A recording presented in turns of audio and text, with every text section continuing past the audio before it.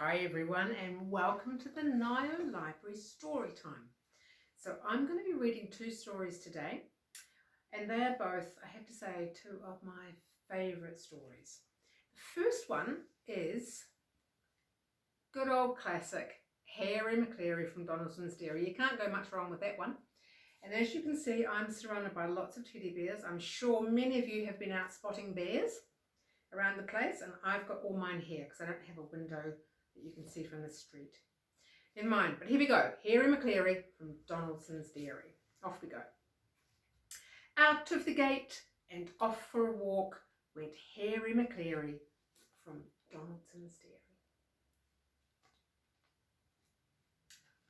Dairy. And Hercules Morse, as big as a horse. There he is there, hopping over the chain fence. With Harry McCleary from Donaldson's Dairy. Bottomley pots all covered in spots. Yeah, you know this one. I know you know it. You've heard this one before. And Hercules Morse, as big as a horse. Ooh, this book's falling apart. And Harry McCleary from Donaldson's Dairy. Muffin McClay, like a bundle of hay. Bottomley pots covered in spots. Hercules Morse, as big as a horse. And with me now, Harry McCleary from Donaldson's Dairy. Bitzer Maloney, all skinny and bony. Muffin McClay, like a bundle of hay. Bottomley pots covered in spots. Hercules Morse, as big as a horse. And Harry McCleary from Donaldson's Dairy. Schnitzel von Grum with a very low tom. Bitzer Maloney, all skinny and bony. Muffin McClay, like a bundle of hay. Bottomley pots, all covered in spots. Hercules Morse, as big as a horse. And Harry McCleary from Donaldson's Dairy. With tails in the air, they trotted on down past the shops in the park to the far end of town. They sniffed at the smells and they snooped at each door when suddenly, out of the shadows, they saw Scarface Claw, the toughest Tom in town. And Scarface goes, meow, said Scarface Claw. Look at those teeth. They're pretty scary. Okay. Off with a yowl and a wail and a howl and a scatter of paws and a clatter of claws went Schnitzel von Crumb with the very low tum, Bitzer Maloney, all skinny and bony, Muffin McClay, like a bundle of hay, Bottomley pots all covered in spots, Hercules Morse, as big as a horse, and Harry McCleary from Donaldson's Dairy. Straight back home to bed. The end. Now, a bit tricky with this book because it's falling apart a wee bit. It's one of my books that my kids I used to read to my kids, and so it's been a bit well loved, this one. But that's still okay because we can still read it. So, there we go, Harry McCleary. And now this one. Once again, it's a little bit well loved, but that's okay. It's called Froggy Gets Dressed. So what we still need to do every morning is get up, make your bed, have your breakfast, brush your teeth, and get dressed. So this is Froggy. Froggy gets dressed. It was cold, and Froggy woke up, and he looked out the window, and he said, "Snow, snow," he sang, "I want to play in the snow." "Go back to sleep, Froggy," said his mother. "Don't you know that frogs are supposed to sleep all winter and wake up when the snow melts?" Froggy doesn't look that thrilled, I don't think. So, no, cried Froggy. I'm awake! I want to go out and play in the snow. So, Froggy put on his socks, zoop, and he pulled up his boots, zup, and he put on his hat, zat, and he tied his scarf, zwit, and he tugged on his mittens, zoom, and he flopped outside into the snow, flop, flop, flop.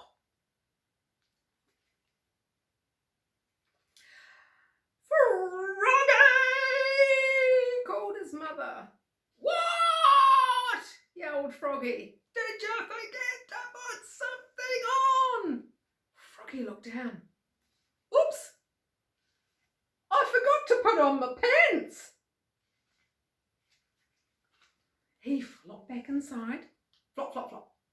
And he tugged off his mittens, and he untied his scarf, and he took off his hat, and he pulled off his boots. He left his socks on, and he slipped his pants on. Zip!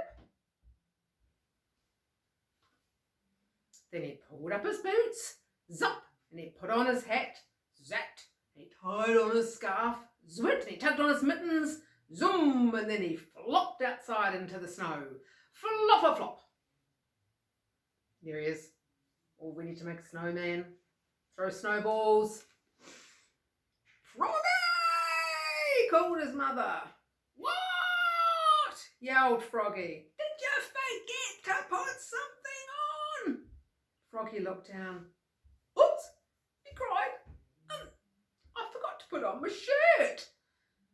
And your coat, added his mother. Oh, it'd be pretty cold out there in the snow. So he flopped back inside. Flop, flop, flop. Tugged off his mittens, untied his scarf, took off his hat. He left his pants and his boots and his socks on, and he buttoned up his shirt, zap, zap, zap. Then he snapped on his coat, snap. He put on his hat, zat. Tied on his scarf, zoot. Tugged on his mittens, zoom, and then he flopped back outside into the snow. Flop, flop, flop. So he's getting himself all dressed up again. Froggy! called his mother. What? yelled Froggy. Did you forget to put something on? Froggy looked down. He had on his mittens. He had on his scarf.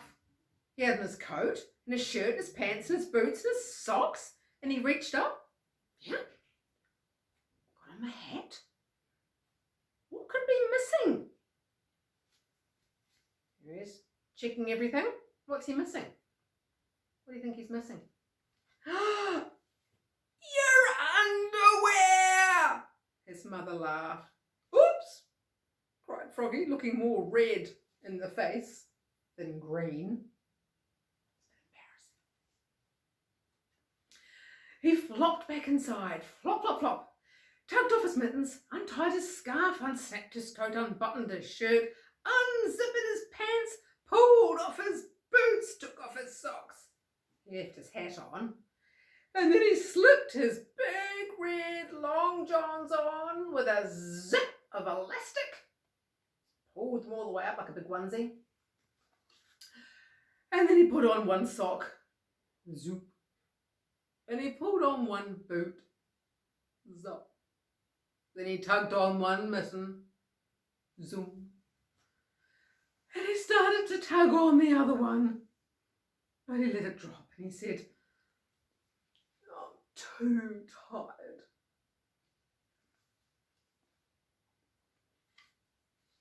And he went back to sleep.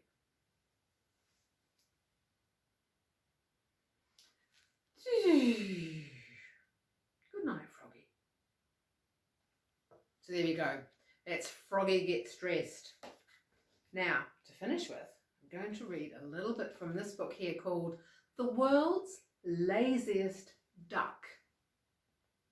And it's a whole book of very interesting little facts and other amazing records, world records and things like that. entirely sure they're all true, but we'll see. At the age of 47, Mr. Endymion, no, his name is Mr. Endymion Crust of Widnes, holds the record for getting into cinemas, into the movies, at half price. Here he is there. You can see he's got a little cap on. Looks quite young, doesn't he? He holds the world record for getting into movies at half price. How about that? Okay, that's it from me. Bye. We'll see you next time.